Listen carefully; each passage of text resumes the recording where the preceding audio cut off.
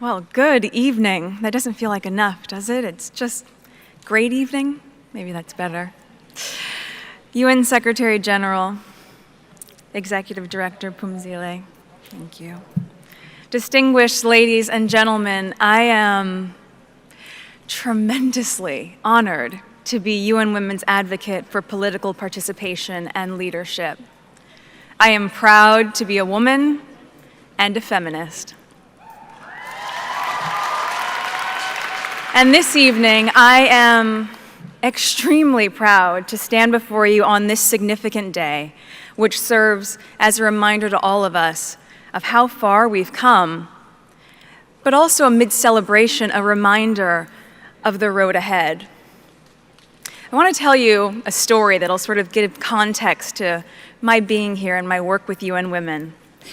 When I was just 11 years old, I unknowingly and somehow accidentally became a female advocate.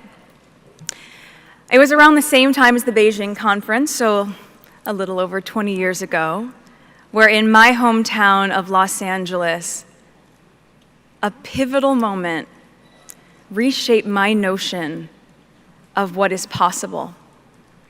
See, I had been in school watching a TV show in elementary school, and this commercial came on with the tagline for this dishwashing liquid, and the tagline said, "Women all over America are fighting greasy pots and pans." Two boys from my class said, "Yeah, that's where women belong, in the kitchen." I remember feeling shocked and angry and also just feeling so hurt. It just wasn't right and something needed to be done. So I went home and I told my dad what had happened. And he encouraged me to write letters. So I did, to the most powerful people I could think of. Now, my 11-year-old self worked out that if I really wanted someone to hear me, well, then I should write a letter to the First Lady. So off I went, scribbling away to our First Lady at the time, Hillary Clinton. I also put pen to paper and I wrote a letter to my news source at the time, Linda Ellerby, who hosted a kids' news program, and then to powerhouse attorney Gloria Allred, because even at 11, I wanted to cover all my bases. Finally, I wrote to the soap manufacturer, and a few weeks went by, and to my surprise, I received letters of encouragement from Hillary Clinton, from Linda Ellerby, and from Gloria Allred. It was amazing. The kids' news show, they sent a camera crew to my home to cover the story. And it was roughly a month later when the soap manufacturer, Procter & Gamble, changed the commercial for their Ivory Clear dishwashing liquid. They changed it from "Women all over America are fighting greasy pots and pans" to "People all over America."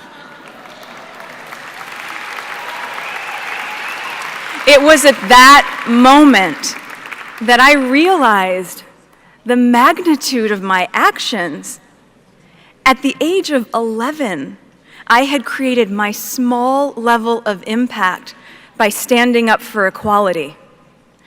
Now, equality means that President Paul Kagame of Rwanda, whose country I recently visited as part of my learning mission with UN Women, it means that he is equal to the little girl at the Gihembe refugee camp who is dreaming about being president one day.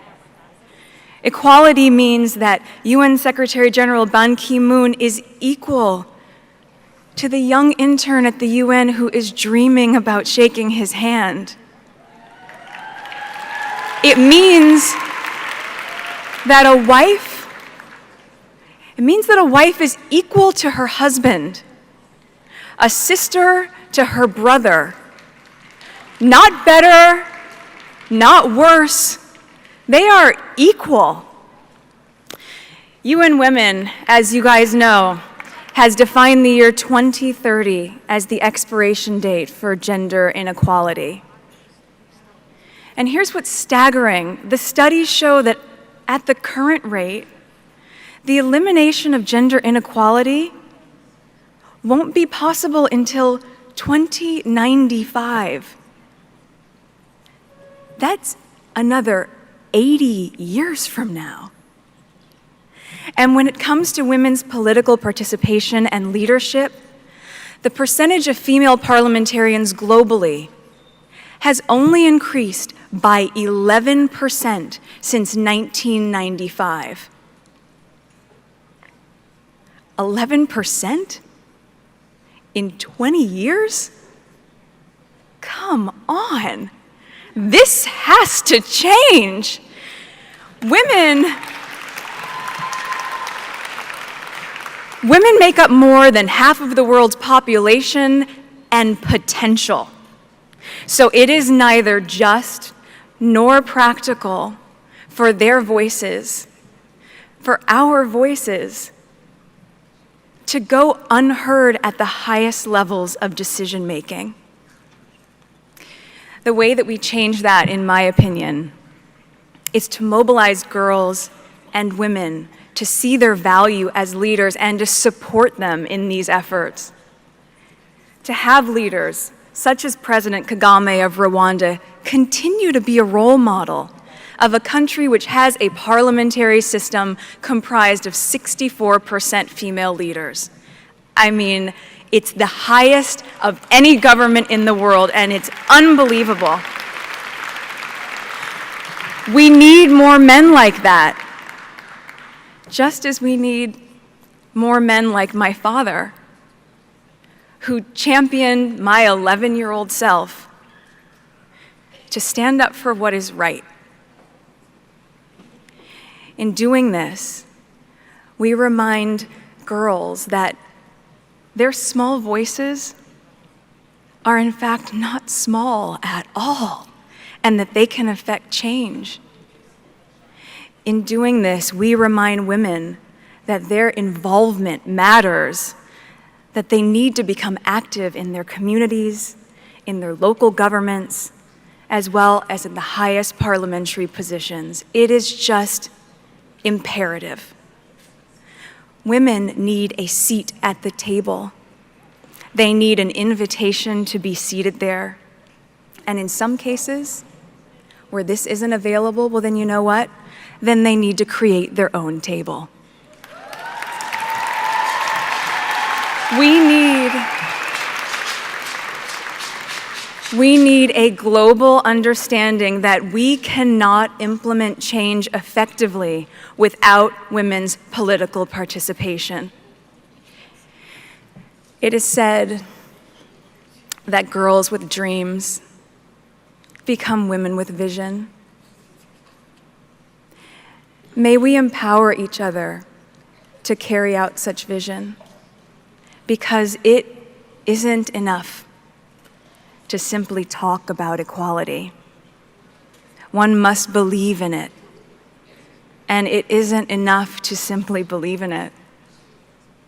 One must work at it. Let us work at it together, starting now. Thank you so much.